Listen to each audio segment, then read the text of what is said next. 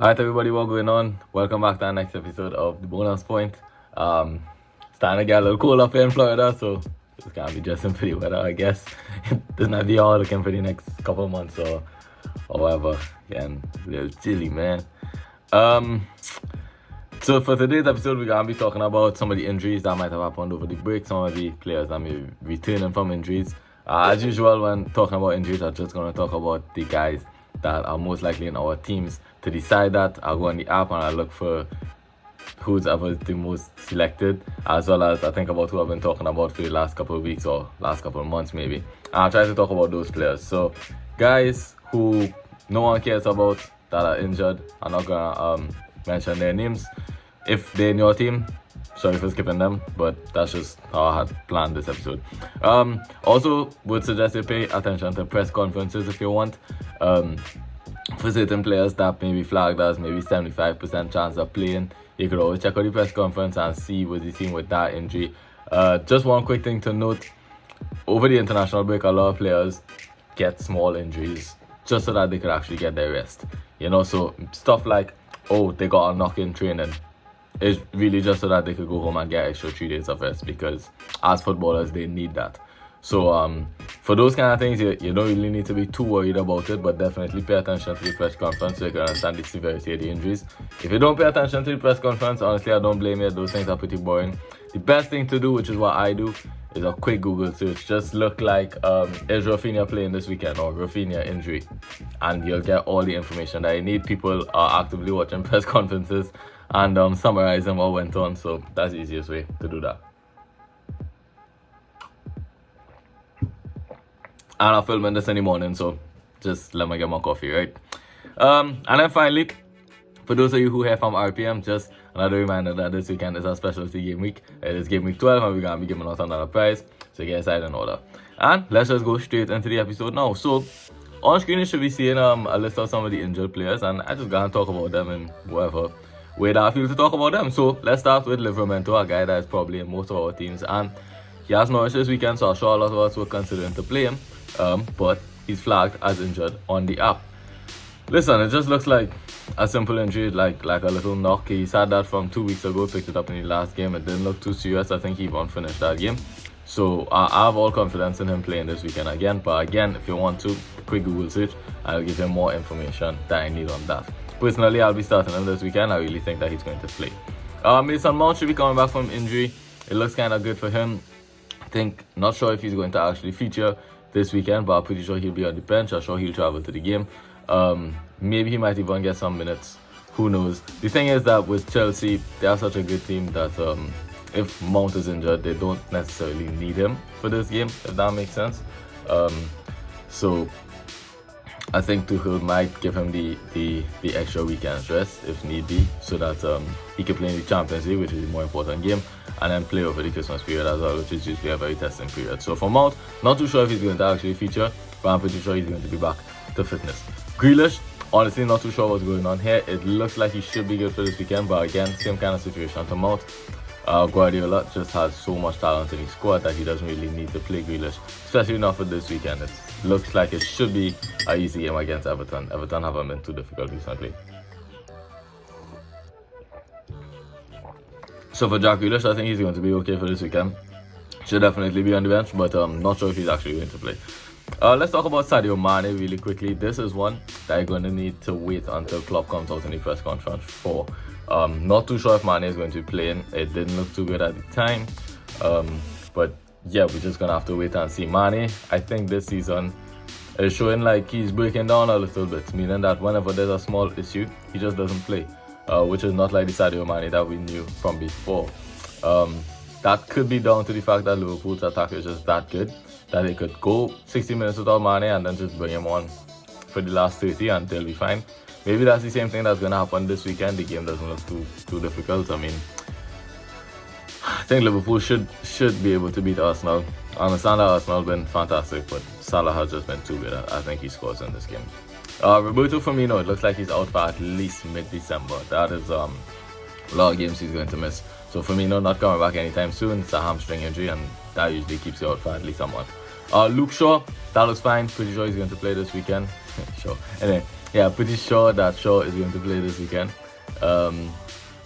You could listen to what Ole says in the press conference if need be, but I think that he should be good. I think that Ole really doesn't like to play to tell us, so even if Shaw is not fully fit, he'll rush him anyway. And United are now in a point where they could be dropping points this season, so they need to play with the best 11 on the field. I think Luke Shaw gets into that best 11. Want to talk about Andrew Robertson real quick. Don't think he's going to play this weekend. It doesn't look like he's going to play this weekend. Reports already out that Tsimikas is playing this weekend. I know it's a little early for that. Could always wait until tomorrow before you make a decision. I hear what Klopp says about Robertson and Mane in the press conference, because these are the two guys that we're just not sure about. Firmino definitely out. Looks like Robertson is going to miss this weekend and then be back for midweek in the Champions League, and then next weekend again, but just gonna have to wait and see on that. Marcus Alonso hurt his ankle, definitely out, is not playing this weekend. If you have Chilwell, happy days. Yeah, Alonso not playing. Not so sure how long he's going to be out for. We saw with Lukaku's ankle injury, it had a sideline for maybe 4 games. It could be longer for Marcus Alonso. I myself have picked up ankle injuries in the past, and I'll tell you, they could be very difficult to deal with. Then finally, Lukaku is back.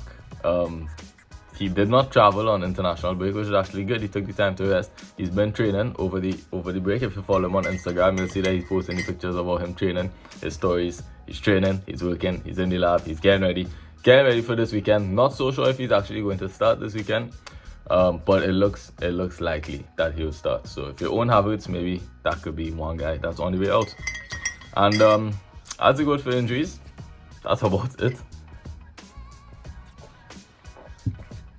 I did my best to try and do some research on these injury situations. This is the most I could come up with. It's very difficult to get quality information before the final press conference, so something that you're gonna have to pay attention to, and the best time to go googling will be tomorrow afternoon, tomorrow night, which I think is the best time to make your transfers as well. But now into the final part of this episode. It's a very short episode today. I hope you all like that new style. Gonna be talking about the captains. So on screen, gonna see some of the captains that I think are good for this weekend, and in order of importance. I'm going to start with Son and Kane versus Leeds. I don't really have a personal preference between Son and Kane. I think they are equally as explosive. Son has been in better form this season, but Kane just got 7 goals over easy opposition over the international break. So I guess anything is anything right now. Kane is the one that's on the penalties, even though Spurs themselves haven't got penalties for this season so far. Or yet, I don't think they got a penalty in the Prem for this season so far. Son has been more informed, but under a new manager, it's very difficult to predict how things are going to be going forward. I think Conte came out and said that he would like Kane to be a bit more of a focal point in the team, instead of dropping deep, kind of stay in the box. But we know that Kane just can't help himself when it comes to dropping deep and trying to play make. That could probably work into Son's hands. That could play for the favour of the team, to be honest. But in terms of choosing between Kane and Son, who's the captain, I think this is a lottery. I think they're equally as good. I think either one that they captain will be fine. Maybe go for Kane if you have him, because he's on penalties. That might be the only thing that really splits the two. Second now, in order of importance, I think it's Ronaldo. Ronaldo versus Watford. I think Ronaldo has a history of scoring in the easier games. I think that as good as Ben Foster was in the last game, I don't think he could deal with Ronaldo's finishing. The guy's an absolute demon. I'm not even a Ronaldo fan. I just understand the facts. When it comes to finishing, Ronaldo is fantastic. As long as he gets chances against Ben Foster, I think he's going to put them away. And I think that they should be creating a lot of chances against this Watford defense. I think Ronaldo's a good one. He's probably the only one that I'll captain from that team. I wouldn't go captain in Rashford now, even though he's the most informed United player. Just not sure if he's actually going to start the game. Bruno Fernandes, definitely not. Not really been himself from last season. And Mason Greenwood, no, I don't think I'll captain Greenwood either. So Ronaldo is the guy to captain from United. And against Watford, it's a pretty easy game. And then finally, third order of importance, I think I'm going for Reece James or Chilwell against Leicester. Maybe Leicester will score, but I really think that that James and Chilwell are going to be on for some attacking returns in this game. And it's not just because of the fact that they've been getting attacking returns in the previous number of games. But this Leicester defense is absolute shit. I don't think they've kept a clean sheet for the season. Are we 12 weeks in? Maybe they've kept one. I could be wrong about that. But regardless, the fact is that they take goals almost every game. Chelsea is not the type of attack that you could afford to sleep on.